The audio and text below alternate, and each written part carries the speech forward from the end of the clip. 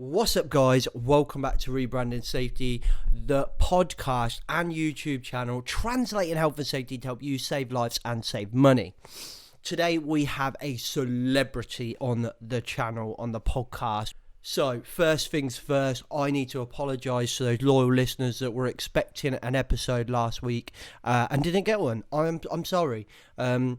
You know, we've had a load of technical problems. Hopefully they're fixed. You can see this is back. My favourite microphone.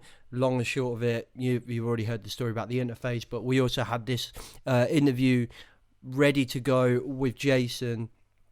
Spoiler alert, that's who is on the podcast. God, I'm shit at this, aren't I?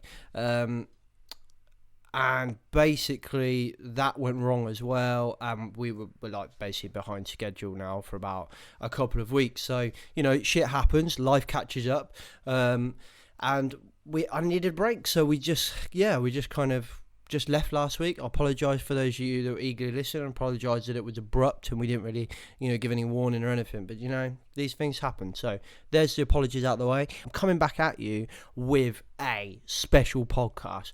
Jason Anker MBE is coming on the podcast today, right now. This guy, celebrity, I'm so humbled that he would come on the podcast. I'm so proud that he would come and talk on rebranding safety, and it was an unbelievable conversation. I'm so happy that we can share it with you. As per usual, Skype is not the greatest. It's never going to be as good as a kind of face-to-face interview, but sometimes that's just not doable. So what do we talk about? Well, we obviously talk about Jason's two businesses, Proud to be Safe and Anker and Marsh, which we have dropped the links in the description, so don't forget to check them out. We're also going to link Abbi, who is the director of Proud to be Safe, and you can hit her up on LinkedIn. So if you're interested in any of the services from Proud to be Safe, you can hit Abbi up on LinkedIn or just go to the website. Obviously, we're going to link Anker and Marsh in the website in the website, and we'll link Jason's LinkedIn as well. We'll also talk about what businesses need to kind of fix health and safety, what's changed over the years. Jason's story, obviously, we're going to touch on, and his kind of transition through life and as a safety professional, I suppose, which he is really. And it's just a great conversation. So without further ado, I'm going to stop waffling on, and we can get into the podcast.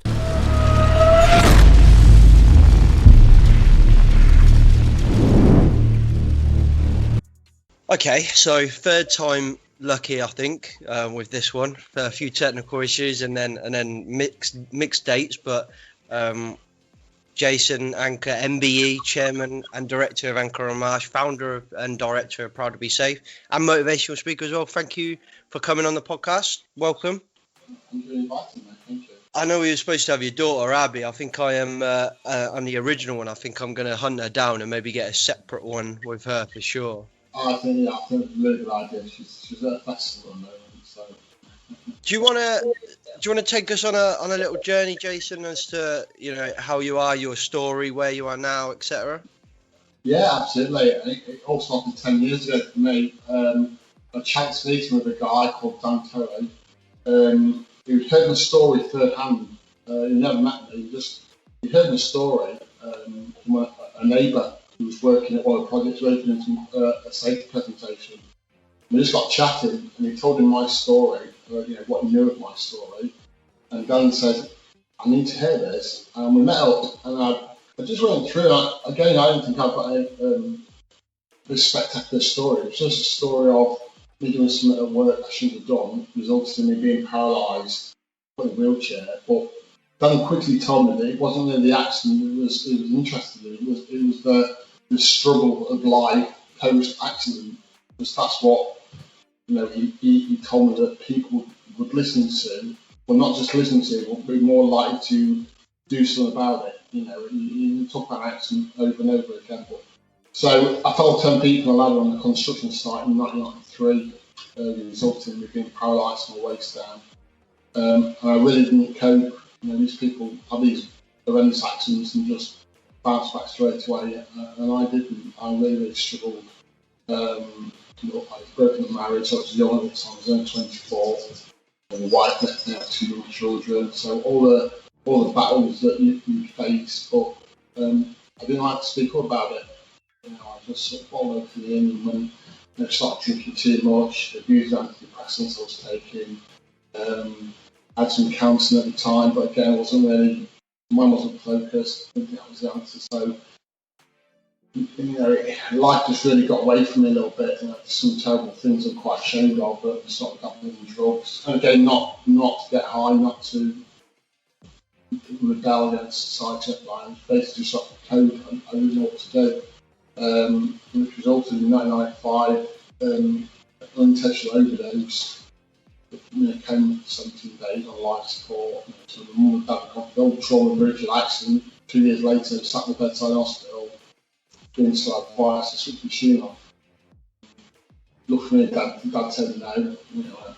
I survived it, but again, I wasn't coping. But when you've done something like that, I was just full of guilt and shame of what I'd done. So I knew I had to find a way of coping. And basically, that's what I did. It wasn't living. I just found a way of coping. I got my kids. Abbi was living with me at the time. Sam was living with my ex-partner, ex-wife. I used to see them all the time. And it was just, I focused on the kids and that was it. So I'd have the kids, one weekend, I'll go meet them, they go to mum's for the weekend, I'd just go out drinking all weekend. All the weekend I have the kids. Looking up at this good water skiing, several water skiing. So that is giving an interest. So I had my water skiing, look after the kids, and drinking too much on weekends and not got the kids. So it just became a bit of a cycle, found a way of coping, and at the time that was just what I was doing. I did that for a lot of years. I probably did that for 15, 16 years, just found a way of coping.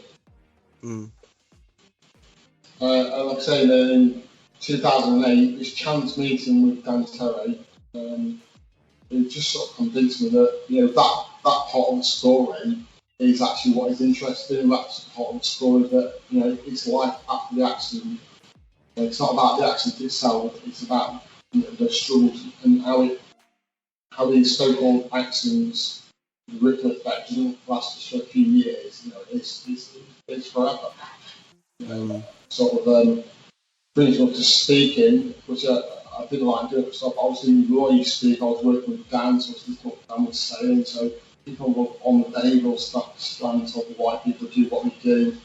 And I just get interested in it, but it was just something that can I actually sit in front of people and do this. I find it like all of the stuff that yourself and Abbi have kind of done is all very hard hitting, and I know Abbi talks quite a lot in like the Get a Grip kind of campaign about the effect on the wider family and stuff like that, which is really hard hitting, I think. Yeah, absolutely. I mean, when I hear Abbi speak, it gets me because in the Get a Grip campaign especially, she spoke from the heart, but it was really against this is what my dad did. My dad took a decision to take a gamble at work, and we all paying the consequence. Now, obviously, I've got my granddaughter out, and Abbi's just sort of saying that, my granddaughter is going to experience the things with her granddad that she experienced with her dad, simply because I did something at work that I'm doing a mistake. So it's an amazing video, but you can just tell by his voice I feel like I still let her down, and my son Sam, he didn't speak to me at all, but he was speaking for about a year again. He was talking about the impact of my accident on his life. It's not just about the impact on my life, it's the impact that on your kids and now my grandkids as well when they suffer. It's quite hard to take. It's do you see like when like you do your motivational speaking, do you think one hits harder than the other, like the personal impact on you or the wider impact on families, like with your audience, or is it one and the same? Or I think you can't judge an audience. I think that's why in my story over the years I've built in more and more layers. I always feel that if you give someone a reason not to leave in your story, they'll take it. It's just human nature. So if I let somebody off the hook by my story doesn't apply to them, they'll take it. Because no one wants to actually believe it could happen to them.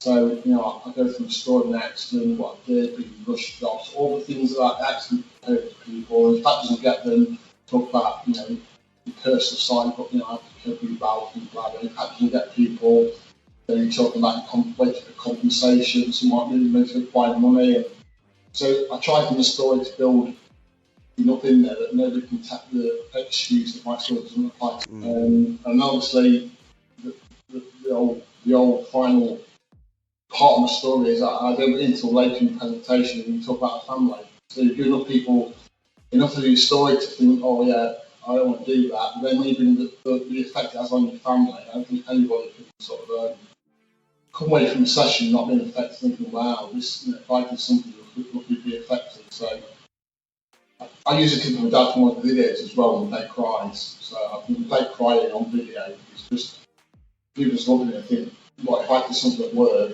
this is the effect of my family. I think that is the bit that people can't get away from.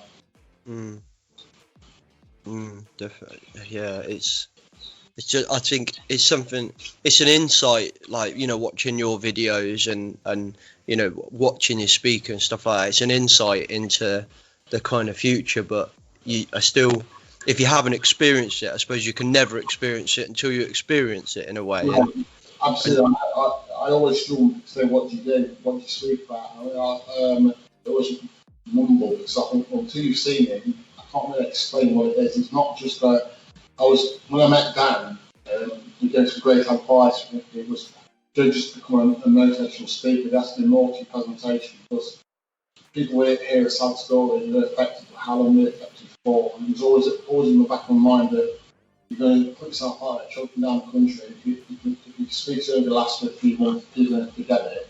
You've got to try and plant more seeds in there so that you can't forget it in that short period of time.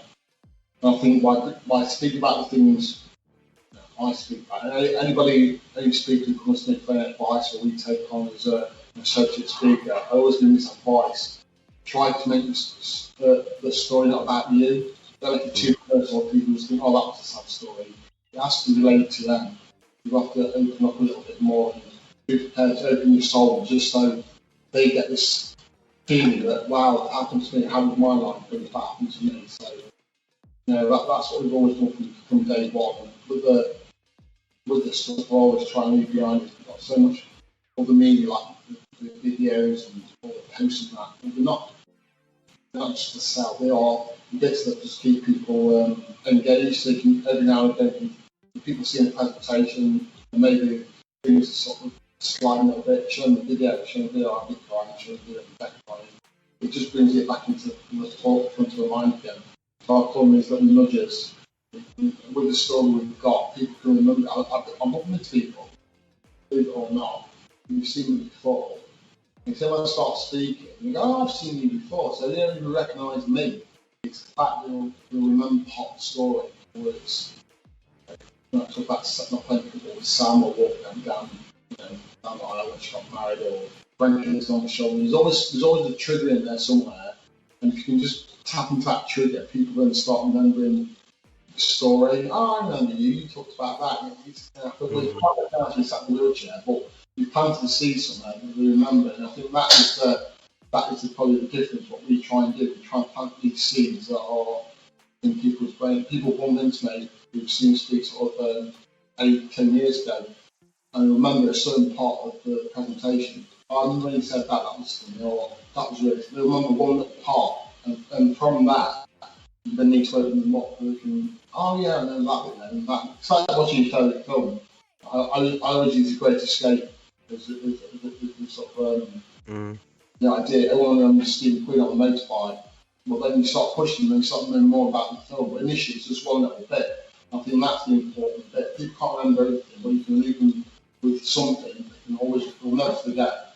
It's then finding a way to tap into that memory. So I've always said that 5 seconds to me is the most important thing. But when people are just have that gut instinct that for whatever reason something doesn't feel right, that is the moment to do something about it.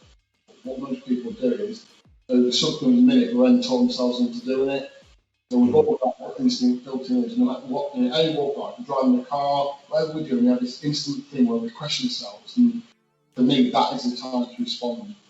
And if we can start doing that, I think that can create something that's completely different, where people just go, what is it? I don't know, but let's just stop and drop and go, and someone's going to do it right. If we get into that place, the amount of these little actions we can stop, because we are getting better at big stuff. If it's a really complex lift or a really dangerous job, guys are really switched on. It's when we're doing the less dangerous stuff that guys sometimes think, I've done that, I'm okay now. So, what it all boils down to that, when accidents are investigated, and there's been an accident and there's an investigation, at some point along the line, someone will always use the phrase, I just thought something wasn't right on the day. In nearly all cases, prior to the accident, someone had a thought that something wasn't right and ignored it and carried on. It happens all the time, but I think where we've gone to with our presentations is that we've built health and wellbeing into safe presentation. It's not a separate presentation of a safe presentation. Now it's a health presentation. Now it's a health, safety, and wellbeing presentation, which we're trying to see. We don't really know, but the questions we're asking sort of industry is, who else is doing this? And so far, we've got nobody. It's either a safe presentation or wellbeing presentation. Me personally, it's all linked. It takes a breakdown of one thing to cascade into the next. Someone's something that with a personal life, they've been comes to work, and no one's speaking about mental health. So the guy's suddenly got a financial burden on his mind, and yet so concentrating at work. I think it's, in some ways that's the area that we're sort of missing. Well, I'm definitely going to come back to the wellbeing piece, because I mean we had a conversation around that in attempt number 1, and it was really good. I just want to kind of jump quickly on when you're talking about like your other motivational speakers, and I'm proud to be safe. You've got like an amazing array of speakers. That must be a really interesting conversation to have when you're saying like, I want you to tell your story, but you're not got to talk about you. You need to like try and not talk about you. Is it kind of like trying to find like a golden thread? You speak quite a lot about speaking out and not being afraid to speak out. Is it trying to pick something like that for every story in a way? Yeah, I mean, obviously when people are brand new, I say, you go through your story, don't change anything, but I always listen. I always sort of laugh at myself sometimes. I always apologise, because when people tell me the story, and we'll say a little bit about something tragic in their life, and I'll go, oh no, that's amazing, that's the bit you need to hook on.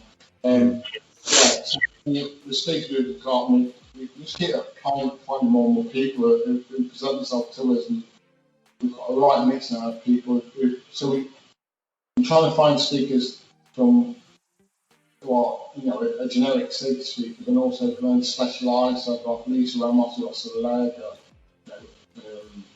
Matt Houston, obviously, who's a fantastic speaker, director of a company who killed 4 people in an accident, and he was a business who killed 4 people, 2 of his brothers and 2 best friends, and Paul Blanchard was a wheelchair, and all these people are just presenting themselves. We're just all normal people, and it's just got that message that when accidents happen, they will have a devastating effect on people. I mean, Matt spoke a few days ago at the She event with Milton Keynes, and just blew people away. It's just a down-to-earth guy in prison state who just goes through his accident, and sort of seeing people sat in the room and just blown away by his presentation, because it could happen to them.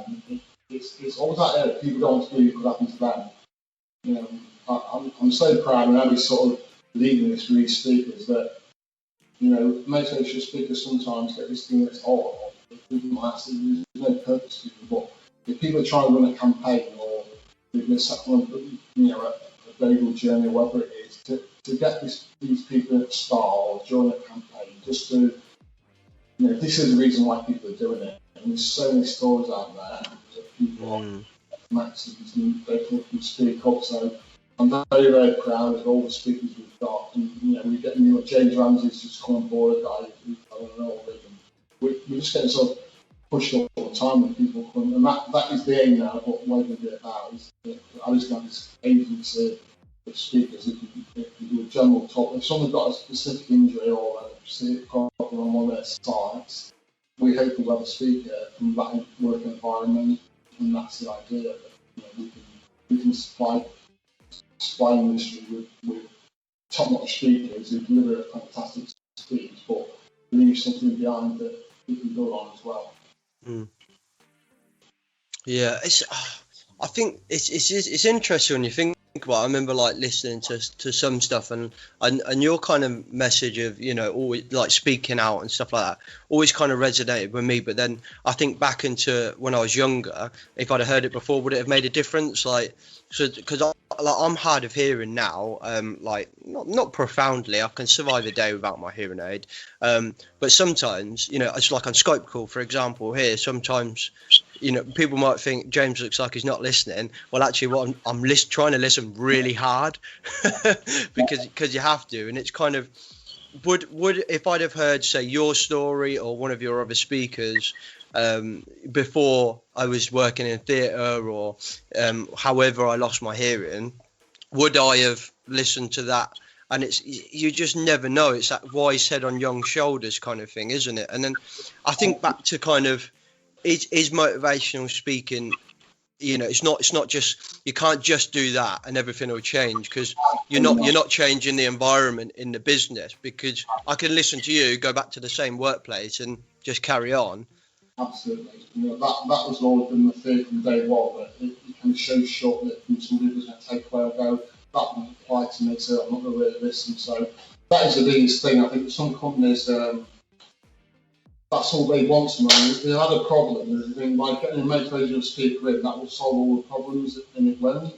This is just one of the tools you can use to get that enthusiasm. Maybe people listen to the presentation and go, I want to change, I should change, but unless the company does something with it, it will be so short-lived. And you'll have one or two people always be effective forever, and some people won't. It's just the dynamics of an audience. Some people are for it, some people aren't, and some people sit on the fence. So this is always down to I say to the clients all the time, what is your long-term aim from the presentation? So you think I can change the world by doing a presentation, you're sort of mistaken. It has a limited effect. However, if it's managed properly, and we're with another client now, we've been the springboard to a full program of stuff they're doing health, safety, well-being. And we was like the springboard, and it works really well. This is the reason this is the reason we as a company are going to take on this process, with the employees, and this is the reason we do it. And we get really good buy at the start, or maybe we've got a campaign out and it's not really taking off, people not really buying into it. You've been speaking like this. This is the reason why you're doing this is the reason why we're doing this. So they are a great tool to use, but the companies are just think you can trial people around sites, do a presentation, and then lasting change in a workforce. It's always changing anyway. You can talk of huge construction where guys are changing weekly. You've got different guys on the site, and you've done a presentation. You expect that to last with all the guys. So yeah, it's a tough one. It's a tough one to do. I've done jobs in the past where just know there's going to be no long-term benefit of being there. Just being wielded and sign sheets. They prove you had a speaker and you've gone again. So yeah, we always, I do, introduce the client, always ask the question, what's your aim? What's your long-term aim with this? What's it for?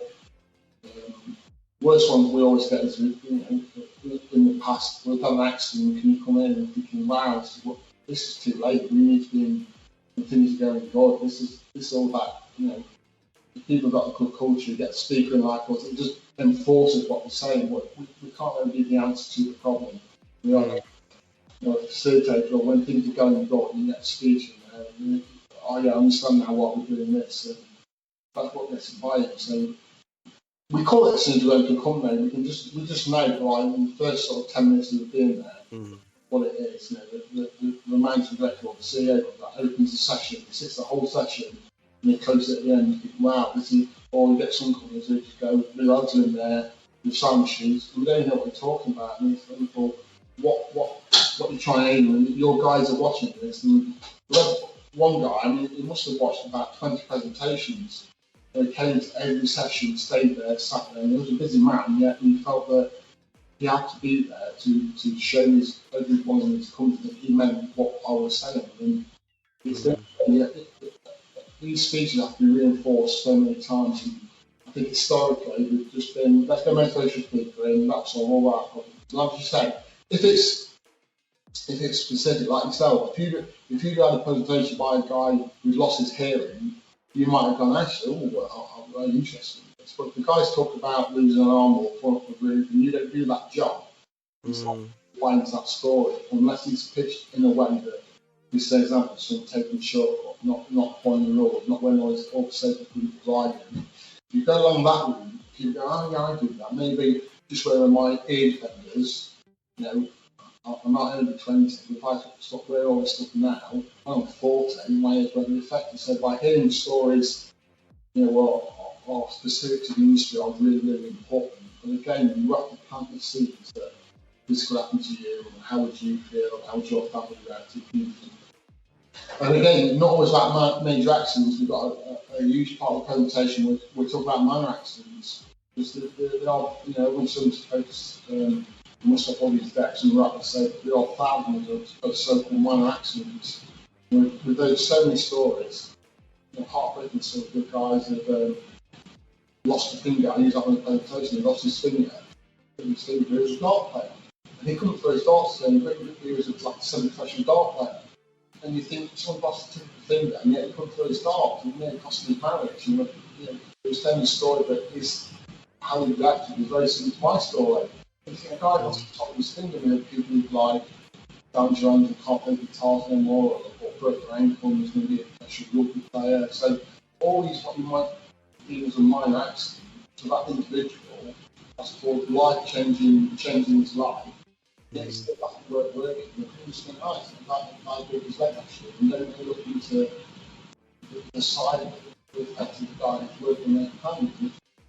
If I lost a sport or not, I can't play the guitar anymore, what sort of work do I make on site? Am I really engaged in safety? Am I really engaged for it? Am I just turning up to work doing shit and going home? So the whole side of safety for me is being missed. We're not looking at how people are affected by so-called minor accidents. And these people are on site. And I worked the other day for Network Rail with after the fatalities, and it was the same area, and you literally feel in the room that, I don't know what you call it, you just feel that these guys are all really, really suffering at work. And yet they're still at work. So unless we do something about how people are feeling, how are we going to stop the accidents from happening? Because you know, if these tragedies happen, in the workforce, these people are still going to work every day. So it links back on, you know, I'm going to talk about later on, going back to safety is so affected by your body and health, it's unbelievable. I get quite frustrated sometimes when I look at stuff. I see businesses going like over the top or going with like blanket approaches, you know, say for hearing protection, for example, and you'd be like, oh, it's easier to manage if you just get everyone's on site to wear hearing protection. And I think, in my opinion, and it is just my opinion, but in my opinion, what that does is it discourages people to wear hearing protection where they actually need it, because they're being told to wear it everywhere. And I think the better example would be a high vis or a hard hat, you know, on a construction site where there's just nothing above your head, or there's no moving vehicles. Why have you got that high vis on? What's it going to do? And I suppose from your point of view, you know, I would probably agree with you thinking that, you know, banning ladders, for example, was the way to go, and that would probably be a justifiable opinion for you to have based on your story. But yet you haven't gone down that route. Like, so what do you have like an opinion on like blanket approaches and going over the top and things like that? And a little bit. I mean, regarding using ladders, I'm part of the Ladder Association. It's not about not using things, it's about using it safe every single time. So that's why I stand on ladders. But the blanket bans, it's a strange one. I know people are really anti, and as you said, why should we be putting them in areas where we should wear it? But unfortunately, because the culture in some companies, again, this goes back to where we should be and where we are. I mean, where we should be is that people would wear the PPE in the right places, and the companies who sort of enforce it have come to the conclusion that if there's not a blanket approach to everybody wearing it at all times, the guys in the critical areas end up not wearing it. And it was one of my clients they've gone through a situation where in a confined area, the engineers have always sort of playing with the caps. They could have bumper caps, and we have bumper caps, and so obviously on the same problem, you're really confined that the caps actually causes more problems. So the Brampton area, if the guys was in this certain area, they could not wear the bumper caps. So 6 months later, we had to reintroduce it as a blanket because it's sort of not there in another area. So this is down to the individual. We should have a policy where guys can wear the right equipment in the right place. However, managing that on the side becomes impossible because guys just flat the rules and all the time. Well, it's in the van, I forgot it. And so I can sort of see both sides of the story on this one. And I don't think there's any right or wrong answer because the guys who have tried to do it sort of flat the rules and all of a sudden got a guy in there with no helmet on and that those ideas what to do in critical areas. So how would you manage that? And the only way you could manage it is by the guy, the officers doing it the right thing. But the way we are, we don't do it on. It's one on one. It'd be great if we could do that, but how would we manage it? I think I think you touched on it. Like it all comes back down to like culture. I think every single podcast we have, we talk about this elusive phrase culture that is bandied around a lot, that a lot of people maybe don't really get how to implement it. It's kind of like behavioural-based safety, but rebranded in a way. Like, and it's that kind of everyone's kind of looking for a one-trick pony. Do you know what I mean? Like, we'll get Jason Anker to talk about his story, and then everyone will get it and wear PPE or do what they're told, etc. Do you think that's changed over the years? Do you think we've got better or worse? Or I think it comes to a bit of a stalemate where we couldn't get any lower. Companies were saying to me, we've got great players, but we can't get this final bit where what needs to change. And again, this is where it comes to culture. And look, I think what we've come to doing is that we've got some great policies and great procedures and all the equipment and that's some kind of behavioural program in. This is what a guy should be doing. It's not quite working because it's always like a bit of us and them type scenario. And I think now what's coming around is this holistic approach that we're all involved in this at every level and we can break down some of these barriers. And I think the thing is, the suspicion is that the management don't really mean it. They say the right things, and when it comes down to it, we're expected to do it anyway. So if we can get this place where everyone's involved and everyone feels like we can speak up and everyone feels listened to, it's the biggest thing about speaking up is being listened to. It's like being guys just speaking of course, when they're not listened to, we just never do it ever again. It's everywhere else, all a complete waste of time. But the companies are really successful at the moment. They've looked at all this side of it. It's not just about safety, about health and well-being of the guys, and we really care about these people. And there's that belief in the guys that these guys don't just say it, they actually believe in looking after us. You get more buy-in into what the management asking you to do. So it's not just smaller companies. Some of the large companies now are reaping rewards where they are listening to what the officers want or suggest, not just telling them what they need to do. There's so much bad feeling by really experienced guys being told to do something by somebody who's not got as much experience as them, being told what to do and how to do the job, and that resentment sort of carries through. And then you wonder why people aren't flouting the rules. And maybe sometimes because they're annoyed or they're angry and they're not being listened to. So for me, the way I want to go forward is like ask the guys what they want. What would be their solution to a problem, and then take it from there. Involve the guys in the presentations, in the decision side, in the decision making, involve what the guys think, what the officers think, who are making these things, and do these tasks. They never get a consult about what is the best way of doing it or the safest way of doing it, because sometimes they have better answers than what's been they're told to do. Yet they know what they're being told to do. It's longer. A better way of doing it, maybe in a safer way of doing it, and yet we never listen to it. So that's being told that's a good, that procedure, do it that way. That causes resentment. So for me, if we really want to move forward, you have to put the whole thing and everyone's involved. You can't just keep parking orders. We had a great conversation today actually where it was an issue by a company that if a job's been done quick, a huge job was doing like 3 or 4 days, there's been no problems, there's no accidents. They don't question how it was done. They don't question whether there's been no shortcuts taken to get the job done. All they know is the job was done quick, there's been no accident. Now, if there was an accident, then look at why have we been taking shortcuts? So how many potentials are out there being even rewarded for being done quick because it's way ahead of time, not just a little bit, but it was so far ahead of time that the only way you could do it was by taking shortcuts. And yet the fact that no one's been injured, the guys are rewarded for getting the job done quick. So we're then thinking, well, we'll do that next time. So then we start to do more shortcuts because last time we took a shortcut, we were rewarded for it. So because it's not talked about or investigated, all we can investigate is the accident. It's not how come this got done so ahead of time. You know what I mean? So why is that not being investigated or talked about? So if we're rewarded for taking shortcuts, we're going to take shortcuts.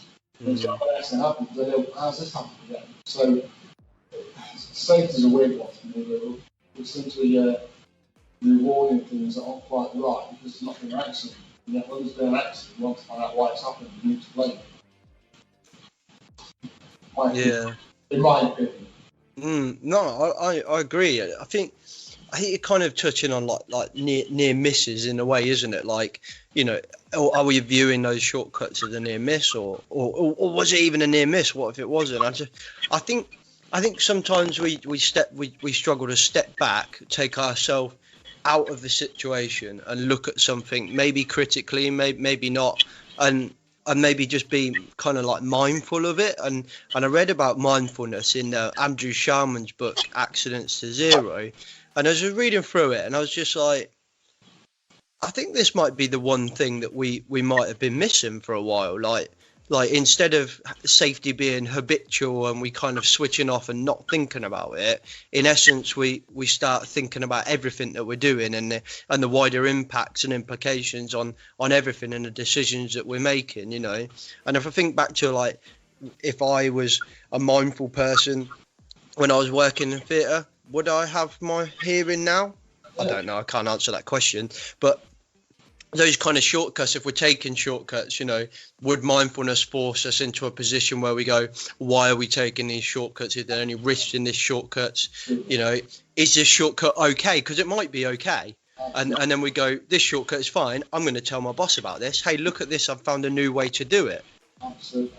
And, I think the other thing about moving forward is gratitude. People saying thank you.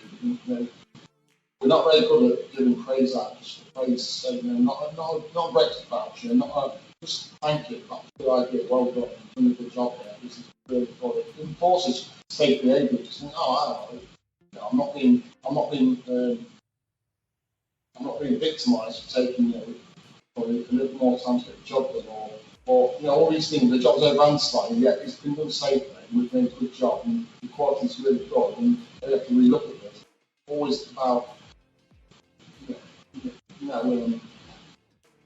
people just look for the end result all the time. That job's done quicker, and we got it done quick, and that was it. And saved a bit of money. Without looking at the bigger picture. And sometimes, as you say, the guys themselves might know a quick way of doing something, and they don't speak up about it. They just do it anyway. And yet, if they spoke up about it, if they had a culture where people was listening to, you might actually find probably that way of doing this job. And they go to a manager and go, we'll implement that. It never happens. So the guy's not taking the shortcut, he's doing something he shouldn't be doing, and he's not being properly, writing a few tweaks in it to make it safer. We found a shortcut, and yet we maybe need to do a bit more things to make it a really safe procedure. Because not people want to speak up about it, still that slight element of risk there. But, I don't know presentation, if you take a shortcut, you probably know this yourself when you're in the theatres. You find a shortcut, saves you a couple of minutes. But you never stop there, you find another one, and land by another one. And the danger is, over a period of time, say 6 months, a year, you come so far away from how you're supposed to be doing it. You are working in danger, and yet all you can do is simply short and mind things you don't think about a day. You follow 6 months down the line where you've come from the job you're supposed to do, from the way you're supposed to do it, you'd probably be amazed. And the reason you're carrying on is this is not an accident. And then there'll be an accident, and then you're looking and go, wow, look what we're doing, and you go back to the start again, start from there, and slowly chip away. No one just works in the same. This is a period of time where shortcuts were taken and we work it. In human nature, we'll take another one, and also you see yourself 5 minutes on the job. This is amazing. You put yourself in so much danger. But as you said rightly, so maybe you come across an idea, think, oh, this will take a bit of time. We need to act like, but we need to go to management and go and implement it so everybody knows what's happening. So not everybody can make a shortcut and make it safe where just people might think, I don't really know what I'm doing, but everyone else is doing it, so I'm going to do it. And all of a sudden, the guy's lost his hand. And we've got we should do it. So the danger about taking shortcuts is they're not regulated. So maybe, this all goes back into the speaking culture. It's an open culture where you can approach them and go, can you have a look at this? I think there might be a better way. If it is going to be a better way and it's still safe, that could be implemented across site.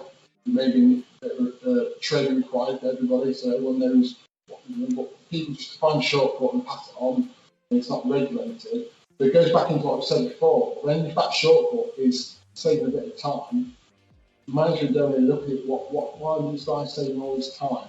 All the knows are saving time. There's not been an accident. They don't really ask the question, how are you doing this? Still, there's been an accident. Why do you break the rules? Why do you break the rules? So it all goes back to, I think we're supposed to live in this no blame culture, and yet Tim, I suppose, saying there's no blame culture, but I was like, no, we're not blaming. I think that sort of implies that straight away we look at accident, who's to blame for this, who's been at fault, who's to blame. Yeah, the culture's been like this for a long time. It's not been like same thing that's changed. The only thing that's actually changed is on that particular day, it has gone wrong. There's been the accident, and I was looking on saying, how's this happened? We've got 3 for a million man hours. You've just been pushing the boundaries and getting away with it, and all of a sudden there's been an accident. It's been doing like this, so that accident potentially would happen every day.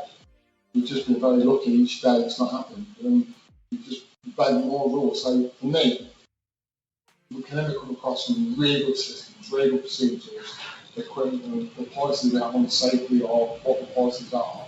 We can't come away from that. What we can come to is to help the well-being side of it. And as you said, people feeling very well being respected. So it might only be a labourer on site, but decency is part of the team. If you're doing a really good job yesterday, it feels empowering.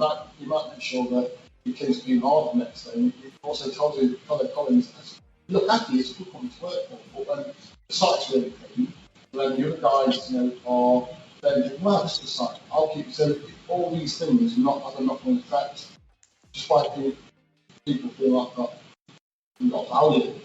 Every job you've got, if you feel valued in your job, you've got that extra yard to work a bit harder and work safer because you feel valued. You really mean what you say. Where we work in a toxic environment, which tends to happen, where workers feel downtrodden, there's a lot of problems with the management, and people are always present and stuff. It's absolutely huge at the moment. People actually going to work and just feel shit, don't really try on, you see something and you think, oh, I'm not quality, I can't be bothered. So you're creating this environment where people aren't doing it. You produce loads of rules why we should do it. Yeah. You just won't do it. So for me, that's where it needs to be. The companies are just realising this is a sort of new area to go into. That you treat people with more respect and give them a lot more value to what they're doing, and make them feel. I mean, I always said the biggest motivator is thank you, well done. Thank you very much. You really helped us today. Job well done. That is a great motivator to people. Not a breakfast voucher. So all I do is if I report 3 things every month, I can get a breakfast voucher, and you'll find the most ridiculous things to report. Just get a voucher for some breakfast. And they know that, whereas I think it mainly needs to spend time with the guys as well. A site walk around, not to find people doing things wrong, just walking around, chatting to people, and creating things. And all of a sudden, it's not the boss, it's John, and this one because I had Monday, I was chatting with guys and talking about football, how the was going again back into the wellbeing side. If you start talking to people regular, you may pick up when guys or ladies who are struggling in the workplace. It's all talking about football, we're talking about nothing there. They need to find on it. So for me, again, this new area we're going into is looking at everything. You know, people feel valued, and the bosses really mean what they say, and the bosses will spend time with people. Not just sit in the office and every one time anyone speaks to me, I've done something wrong. The only time anyone speaks to me, I know I've done something wrong. It's called into the office, I know I'm going to get told off. I know I've seen something. So that culture exists where the only time these people speak to me is when we've done something wrong. So it's a very simple way of turning culture and companies actually by caring about your people, genuinely caring about people who work for your company, and people genuinely care. We find it a lot in, I suppose it proves the point really, what we're trying to get across, because we work for some companies, obviously we work for big PLC companies, but also work for some real big companies who are just family-owned companies. They've been owned by families for 70 or 80 years, and people at the top really, really, really mean what they say about safety. We know people, and it's crazy with some of these companies who've been like 2,000, 3,000 workforce, yet they know people. They imagine you go on site and they know who's working, they know the families, and what you find is these people work for this company for 20, 30 years. But it's one of these big PLCs and they're just chasing the money, so you might work for a year and get 50 pence more than another company, and you go to another company. I was in Houston last week at a conference, and some of the oil guys were saying that for 25 cents an hour, people will leave a job for another job. 25 cents. So, because obviously the culture's not there, so you're prepared to leave the company for 25 cents, what is it, 15 pence an hour? You leave a company with 15 pence an hour more pay rise. It's a paid straight away, don't even think about it. So there's nothing there. What is it that keeps a company? Sometimes it's not even worth the money. It's come to where they feel like they've been respected, that the day's work, productive, it's been really, really good. The management is really good, the culture is really good. But you go to the other side, maybe on a £100 an hour more money, and it's a toxic side, you hate your job, you wake up in the morning, all that stress you have at home because you don't like your job. So for me, money is important, obviously. I really don't believe that money is a driving factor of safety, yet sometimes it's made actually the biggest cause of safety. The pay's not right, you have to chase the money. I think it's enjoying it. You enjoy what you do, enjoy his job. It's amazing what people do. Employees will stay with the company just because they like the company.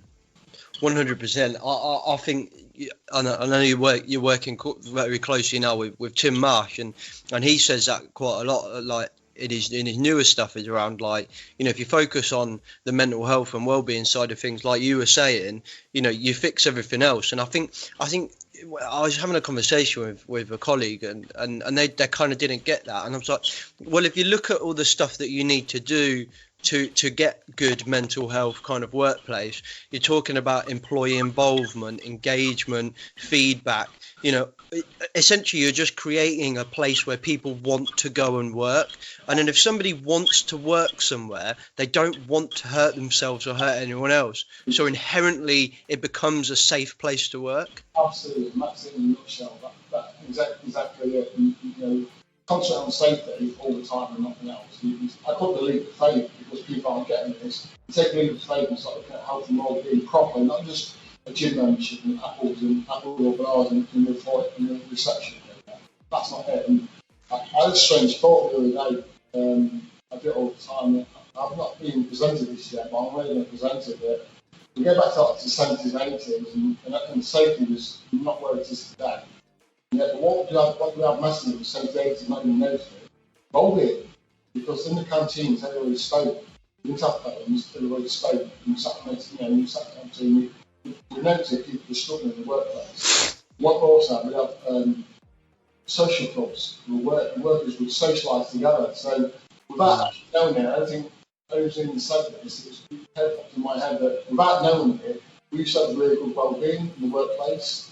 Maybe the safety was a bit bad, but it was a lot worse. And now we've got really good safety, and yet crap well-being and workplace. People, you go to a canteen now, no one's food, people just sat on the plate for the whole tea break. So, so to find out that people are struggling in the workplace. So what we're doing now is we're employing people, mental health first aiders, to notice people struggling in the workplace. Whereas we're back to how it was before, where people actually talk to each other, and we have the social side of work, and I just make up the works football team, socialise, fishing trips.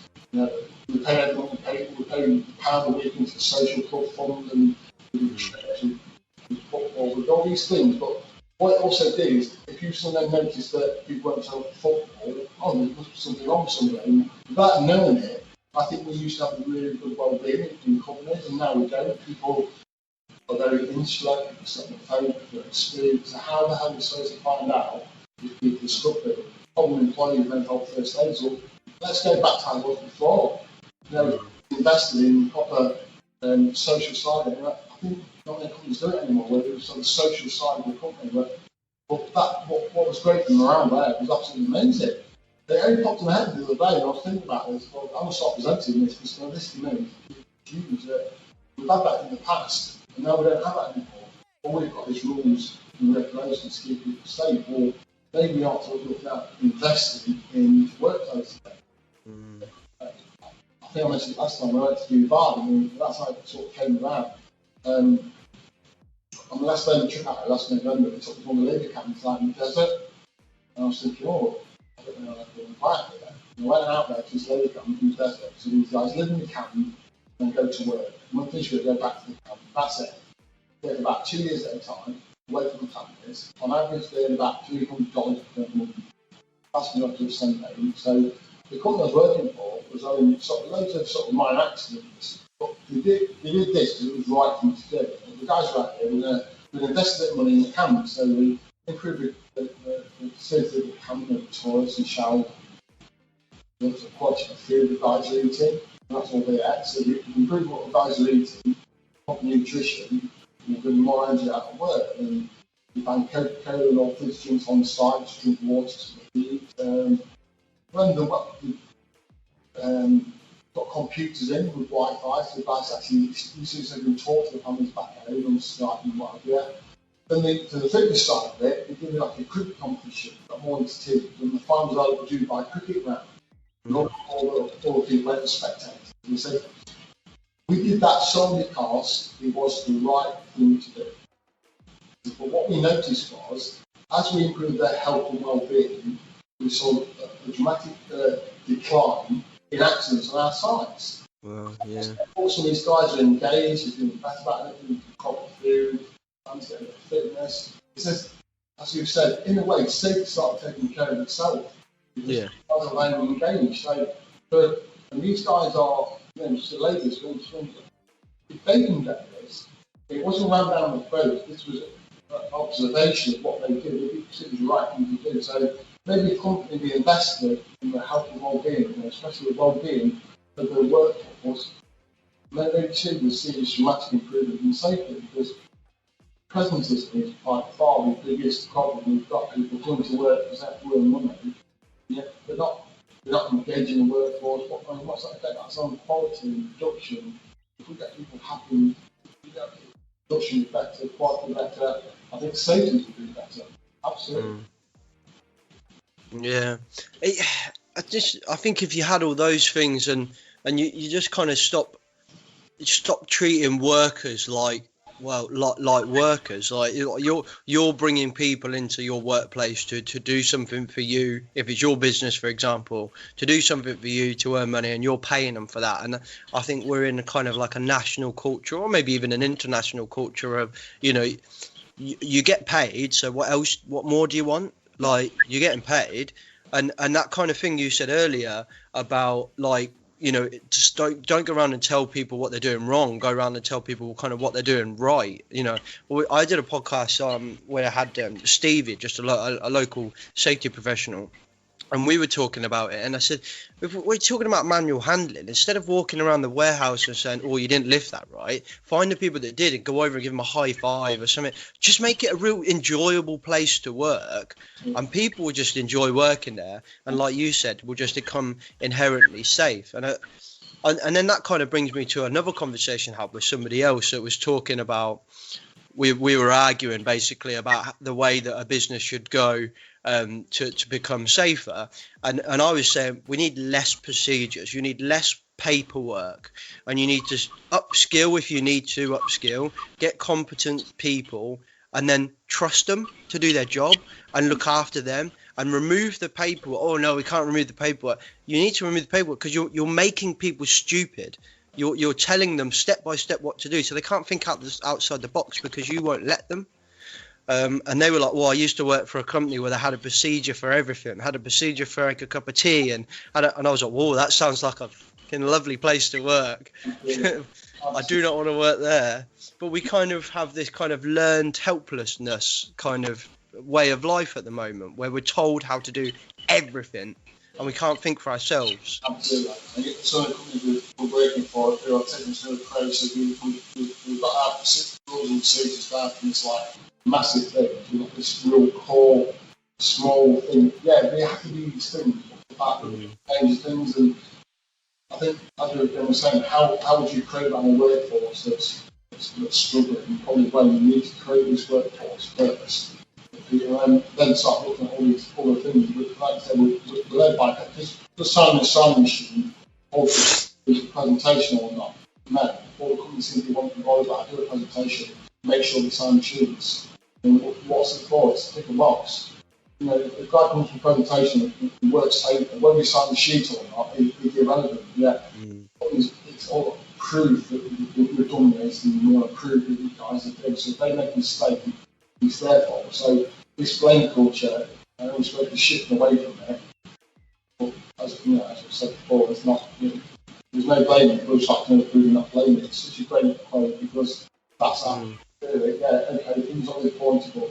Just one day we're not pointing the finger out, and it's that that's still driving it. So yeah,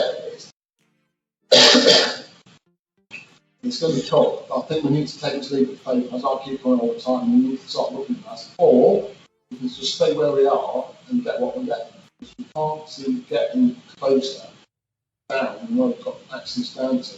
As we see it come out again, it's the same amount now. So we've dropped it, but now we're at a level, it doesn't drop anymore. But for me, it's always about the amount of people still injuring their work. Now we're still injuring people who are suffering injuries that on the face it might seem quite minor, but it can be absolutely devastating. Yeah, it comes back to kind of what you were saying earlier about, and I thought that was really interesting. You were saying about how we've lost the social side. We used to be really bad at safety, but we're actually really good at well-being. And now we've brought our fatalities down to a plateau of, I think it's something like 130 a year on average in the UK. That might be completely wrong, but it's quite low. But now actually the numbers of like stress and mental health are going up, and smaller injuries are going up, and it's like, well, hang a minute, we think we're doing really well, but actually we're not. We've just shifted the symptoms. That really is what we've done. We've just changed the symptoms, but we've still got really the same illness. Yeah. So like I say, with stress and mental health, we've got to say people have to come to work. A lot of people can't afford not to come to work, so they come to work with problems. How much of a contribution to your business because they like I think it's such a massive area to look at. People have to come to work. And I know there's a massive, and rightly so, especially construction, the mates in mines, it's really targeting people with suicides on the end of it, which we obviously have to do. I'm totally on board with that. But also, we have to look at people who are just struggling in the workplace, who are actually struggling because for whatever reason, when they come to work. And again, if we can get this place where it's okay not to be okay, I don't really appreciate saying that. But where instances where people have spoken to them in the presentations, we know something's been wrong, we've come out with a statement that we're really struggling at home now. And we said, well, we're going to tell the supervisor, which told us, and we're going to tell the supervisor, and the supervisor said, oh my God, you need to go home. And we said, well, actually, no, we feel a lot better now, we've actually said it. So, again, getting these problems out there is really good, but you have to have a receptive, if someone's speaking to a mental health first aider who's going to take great 50 doctors, or a company that actually listens to what the problems that people have got and does something about it. We had a guy who was a supervisor, And over sort of 6 month period, someone in his home life, as his standard drops as a supervisor in a 6 month period, so do the standards of 10 guys working below him, so do the near misses, and there's no sack the guy. And just by chance, one of his managers said, are you okay? He said, no, I'm fine. He said, what's the difference? Last 4 or 5 years been fantastic, last 6 months been a nightmare. So he got any problems at home, and he told me everything. And I said, all right, well, now I'll do something about it. So get yourself home, a month off work, we'll pay for you. So a month off work, came back, didn't have a question being a supervisor for a few months. Now he's back in charge of being a good supervisor with a great team of lads. Now the easiest thing to do was to have sacked him. He's been a near miss, he's a second offence. Well, they chose not to sack him, and they gave him some time off. But as this guy standing the base back I was before, what happened to the 10 guys working below him? Oh yeah, they came back up again. But if they would sacked the guy, it would have caused nothing but bad deal, because all these guys knew this guy was struggling, no one spoke about it. So a new guy would have come in, he wouldn't create a workforce, he was not engaged. So it just shows the power of what we can do. And that was a small investment, where they gave him a month off work with pay. Not to do that with pay, but they did, and they thought, for such a small investment of a month's pay, the guy back in a good supervisor again, plus 10 more guys working. So, and when you say what is an investment, you probably pay that for a recruitment agency to get a super finding. So, again, this is about treating people right. But what it also does is that other people notice that and go, oh, this company really cares. They do care. So if I was doing that, go for it. So you create that environment. And what we said, if you think of round of golf on Sunday and you tweak your shoulder, how bad is that injury? If you're working in a really toxic workplace, that's severe pain and that money more not work. I mean, a lot of pain. Whereas if you work for a really good company, that pain might not be as bad as what you think it is. You don't want your shift. So the knock-on effects are that people, how bad is pain? It's only a situation how you feel it. So if you're really struggling with workplace and workplace bullying or all these things that add up, or you're costing your company money. You're costing your company money. So my president, I think last year, 2017 people president was 19 billion. Way above safety. And that was people at work struggling, not doing full shift. So, you just think of any kind of workplace, production line, the government side. If you've got workers only working on 50% energy, plus if they're for no reason, what sort of job are you doing? You're doing half amount of your work, you'll probably be more snagged because people aren't being engaged. So if you can create a workforce, and then the guy who was struggling actually carried his shift. As soon as he told his boss he was struggling, boss not doing a day off work, those sort of problems there's some financial risk. And he said, no, now I've spoken about it, and I'm alright.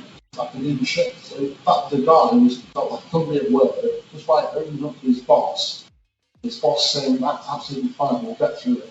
I'll go off work, come back tomorrow, and be fine. Just shows that how powerful this could be. Because people who suffer from mental health problems don't necessarily want time off work. But for some, yes, for people on the extreme, many people. For some people, all they want is recognition that they're able to support them. They'll still want to come to work. As I said, when people have spoke about it, it's going to actually feel better. But what it does is, other people who maybe struggling with work life, like I said before, who maybe didn't want to speak up, see this positive reaction, someone speaking about struggling, and other people speaking up. But also, it's okay to say, I'm not in a good day today. And I think the bit that sort of concerns me is, what if you've got a critical job? What if you was a banksman? You're struggling in the workplace, and you were a banksman, obviously you're being struck by some children, you was a banksman, simply because you wasn't concentrating at work, which you might have wanted to sort of in your home life or financial way. So for me, if you could come to work and say, look, I'm really bad friend, you promise at home, it's still kind of giving you a job. The fact that you spoke about it, when you're struggling, maybe struggling, changes your state of mind, and actually, I feel a lot better now. So for me, the correlation between well-being and safety, it's as glaringly obvious, and yet it's being done with a separate entity. We'll do well-being, do safety, we'll do well-being. It's not. It's ultimately all linked together. And as we keep saying, just break down either one of them, it's not going to affect the next one. So that causes a well-being problem, causes a health problem, like a well-being problem causes a health problem, causes an excess of work. So all these things are intricately linked together. Until we start looking at this as a whole, not just a separate entity, it will be another. It'll be another behavioural safety for well-being. That's all it'll be. Instead of looking at the whole picture, the best things we found in behavioural safety, let's take the best bits, what we learned works, the bits that didn't work, and let's apply those to the mental health side of it and do all the things we did before. So it's, it doesn't have to be a brand new initiative. I said before, my thing, it's definitely being free to speak about it. It's the number one thing that's slowly getting there. People can actually start speaking up. As you know, it's hard to speak about safety. It's 10 times harder to speak about well-being, your health, your state of mind. It's a massive one. It's called policy. I'm sure they can work there. So, until we do that, I don't think safety can go much further than where we've got at the moment. Yeah, all I could think then when you were saying that kind of golf analogy you give, I could just think when I was watching Wimbledon the other day, and the commentator said something that reminded me of like watching rugby, and playing rugby as well. That everything hurts more when you're losing. When you're losing, it's colder. It's your ankle hurts more. If you've got a recurring injury, it hurts more. When you're winning, I remember having a really bad ankle and trying to chase after somebody that was going to score a try. It was so painful. But with ball in my hand on the way to scoring a try, what ankle? There was nothing there because your adrenaline comes on. It's that kind of power of positivity that you're kind of talking about. I think that's exactly a great example of what this can do, despite how you feel. How you feel is massive. So the productivity, absenteeism, presentism, this is sort of a no-brainer. It might take a small investment up front to get this problem, but I think the rewards will be absolutely huge.